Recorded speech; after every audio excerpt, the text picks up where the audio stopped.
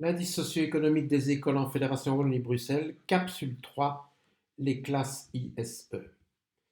Comme on l'a vu dans la capsule 2, c'est l'analyse en composantes principales qui permet de fondre cette variable en une seule pour donner un indice socio-économique par implantation. L'ISE est une variable qui est centrée réduite, tout comme les 7 variables dont elle est issue. L'ISE est compris entre moins 3 et 3, c'est-à-dire entre la moyenne qui vaut 0, moins 3 fois l'écart type, et la moyenne, plus 3 fois l'écart type, ce qui n'est pas rare pour ce type de distribution. Comme on considère 5 groupes, il y a 5 échelles ISE, les implantations du fondamental, les établissements du fondamental, les implantations du secondaire, les établissements du secondaire et les secteurs statistiques de résidence. Les implantations sont rangées par ordre croissant d'ISE et divisées en 20 classes de 5% chacune, sachant bien sûr qu'on intègre le nombre d'élèves de chaque école. Comme il n'y a pas loin de 500 000 élèves pour toutes les implantations du fondamental en 2019-2020, chaque quantile de 5% en compte à peu près 25 000. Les classes sont numérotées de 1 à 20 selon l'ISE croissant. Les ISE des écoles ne sont pas rendus publics, même si chaque école connaît le sien, et les calculs qui mènent à l'ISE suffisent à montrer que ces valeurs n'ont pas d'interprétation directe. On construit seulement, mais c'est déjà pas mal, un indicateur qui permet la comparaison entre implantations.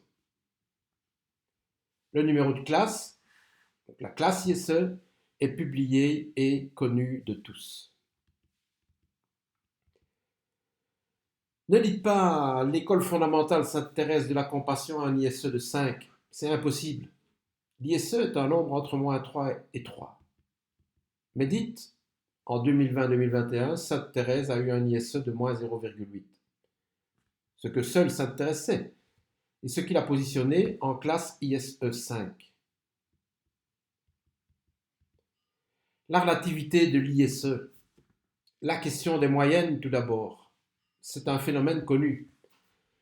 Si on considère d'une part les résultats 11, 15, 16 et d'autre part les résultats 7, 16, 19, on a les mêmes moyennes, avec des résultats pourtant bien différents.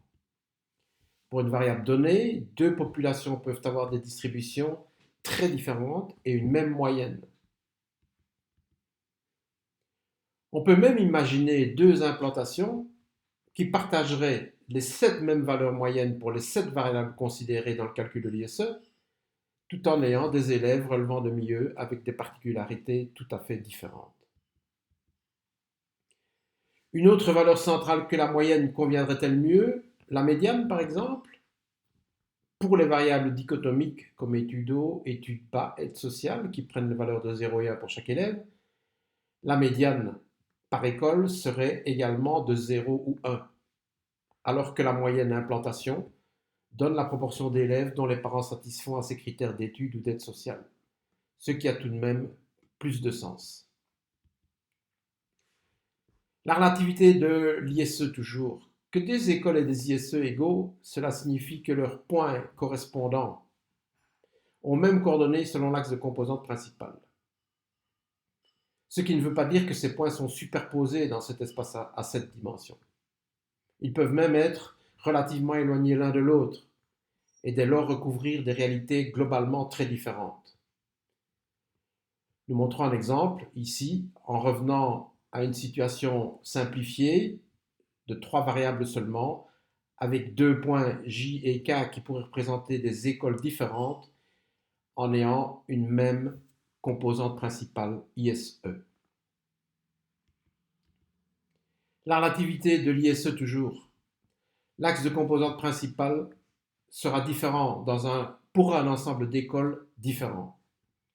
L'ISE n'est pas une valeur qui veut dire quelque chose en soi, mais qui dépend de l'ensemble des écoles qui constituent cet ensemble. Si par exemple la Flandre décide de classer ses écoles, on ne pourra pas comparer une école flamande et une école francophone sur base de l'ISE. L'appauvrissement général des élèves et de leur famille d'une implantation pourrait avoir lieu d'une année à l'autre sans que l'ISE de cette implantation diminue.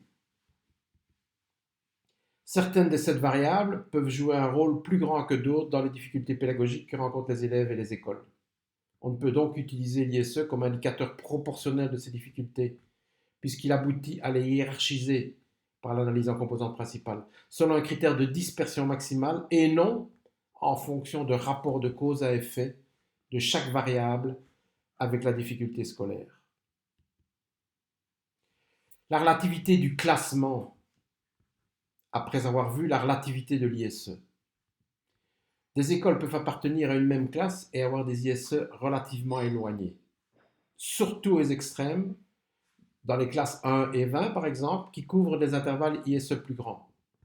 Pour le fondamental, en 2020-2021, entre moins 2,7 et moins 1,6, c'est la classe 1, et entre moins 0,5 et moins 0,3, c'est la classe 7.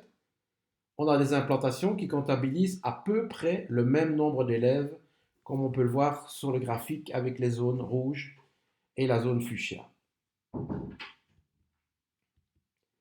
La relativité du classement toujours, si une implantation passe d'une classe à une classe supérieure, est-ce que c'est dû à une progression de niveau et socio-économique de ses élèves, ou au recul d'autres écoles, ou à un changement de taille important suite à une restructuration, par exemple le nombre d'élèves augmente et l'implantation à la limite supérieure d'une classe passe à la suivante, ou encore à un autre phénomène. Par contre, pour une implantation qui passe de la classe 1 à la classe 8, par exemple, on peut affirmer sans trop de risque que son public scolaire a changé. C'est un phénomène observable dans une école bruxelloise qui aurait développé des pratiques pédagogiques pour lutter contre l'échec de ses élèves et qui, par la même occasion, aurait attiré des familles mieux loties socialement. Ou parce que le recrutement est local et que les mouvements de population ont entraîné une transformation de quartier. Voilà donc pour la classe ISE, la relativité de l'ISE et la relativité du classement.